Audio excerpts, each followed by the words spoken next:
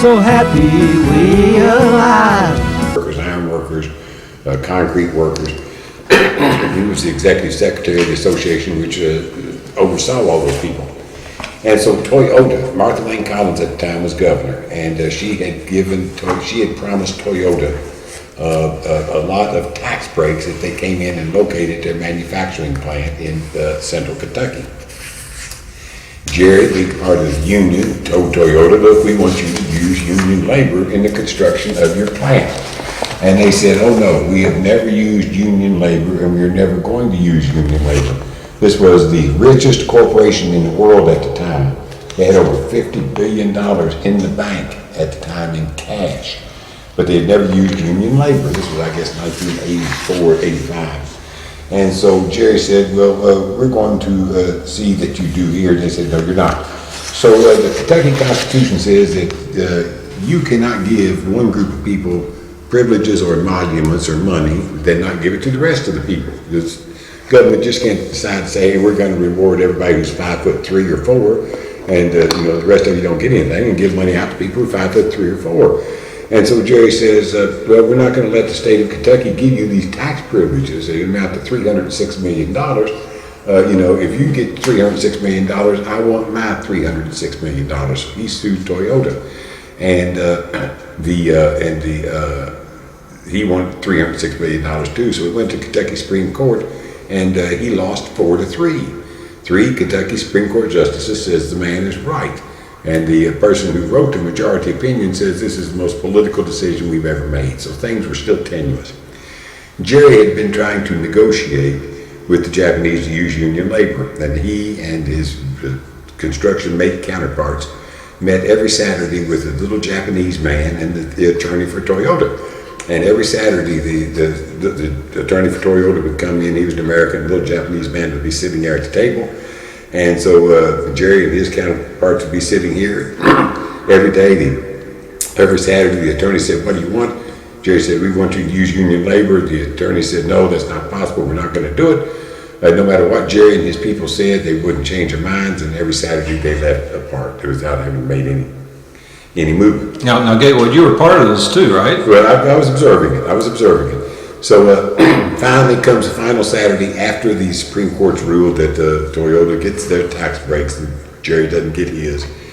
And so the last meeting of Jerry and the attorney and the Japanese man who's never said anything.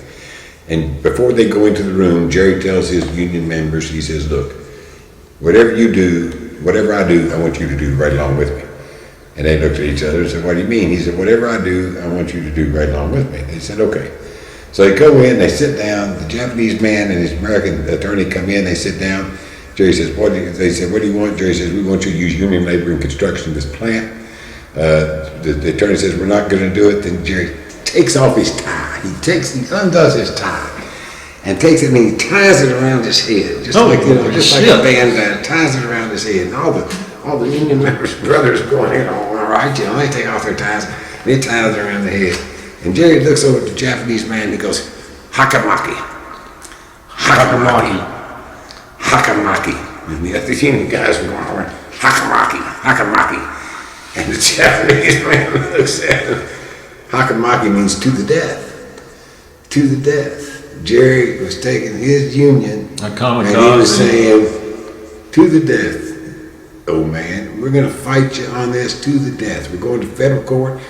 And then we're going to go to the streets, and then we're going to tell them what levels we're going to go to, but by God, to the death. And the Japanese gentleman looked at him and says, you're really serious, aren't you? I mean, the first time he'd ever spoken to him, the perfect English, you're very serious, aren't you? And Jerry says, yes.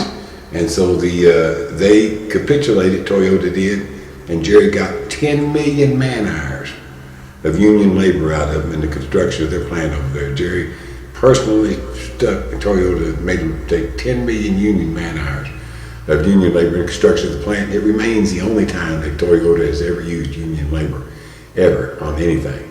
And Jerry, is that worldwide? Worldwide, yeah. Jerry Hammond was an iron worker. He was born in Buzzard Roost over on Hemp Ridge in Shelbyville, and he was just the best friend a working man and woman in the state of Kentucky ever had. Totally principled, extremely bright, versed in Bible, quoted Bible and verse, and So you've swell guy. you've lost a close friend. He died about a little over 2 years ago, and he was the most qualified man for the office of governor I've ever seen. He should have been governor of the state of Kentucky, but he ran with me for lieutenant governor. I just relied on his insight, his knowledge, and his analytical skills. He was trained in Air Force intelligence in 1961 and started working with computers in 62 and 63. Mm-hmm. And so, he's the one who set up my website at Gatewood.com. He's just a very strong supporter. Mm-hmm. And I hope I pay him proper homage in his book. Well, you certainly do. I recognize him. I don't think I've ever met him, but I recognize his picture. And, it's one thing about your book is your book is inspiring both your life and then the philosophical aspect of your life. And then a lot of your book is you're telling about other people who've inspired you. And Jerry Hammond's one of them, I like people who accomplish things, As I said in my book, at one point I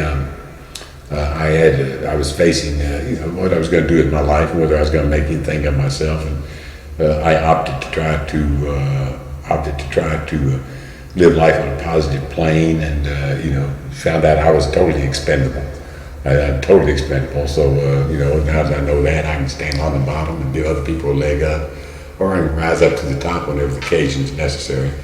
Get something done up there, or any place in between I can operate on and work it out, but I don't mind going to the basement if it's necessary to, help somebody up. And so,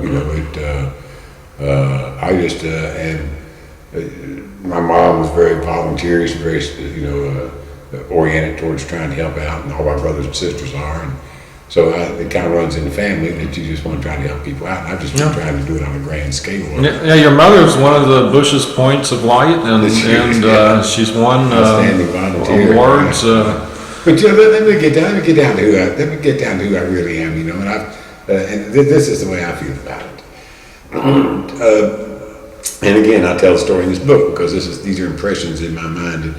I was born in a little town in Carlisle, Kentucky, a little town out here in the foothills of the Appalachians, and had a really idyllic upbringing. And but my family had the first TV set in Nicholas County. This was about 1953, 54 maximum. And we had the first TV set in Carlisle, and it was about yay wide, and it was about yay tall, and it had a screen about that big. And on Saturday mornings, when I was 6 and my brother was 8, we would go down on Saturday morning, turn on the TV, just like kids do now. And we only had one channel. That's the only channel it had, it was broadcasting on Lexington. And it didn't have cartoons on Saturday morning. It had the liberation of Auschwitz and D-Day in real life footage. I mean, that's what was playing on that channel, was me watching piles of corpses, starved, gassed corpses being moved around at these German camps with bulldozers in mass graves. And I stood there at 6 or 7 and I said, how could somebody stand by and watch that happen? How could anybody stand by and watch that other people doing that to other people? I would never do it by God. I'd turn into Superman and I'd stop them. I'd stop them. Mm-hmm. So, I read all the Sergeant Rock comic books I could growing up, and, I went to the Marines trying to be Sergeant Rock and trying to be an American hero. That's right. A lot of people had no idea that you've been in the Marines, and you went through the whole training, though. Well, 5 weeks of that whole training. Let me tell you, one day of that is whole enough training. Believe me. I went through 5 weeks. I had an attack of asthma, sure, and got discharged. But my point is this: that when I discovered through my own use that marijuana cured asthma. Mm-hmm. When my childhood asthma and my lifelong problem with asthma that I'd had all the way from child up to 21 years of age when I first tried marijuana, and it cured my asthma. When I found that out, then I sit back and I watch all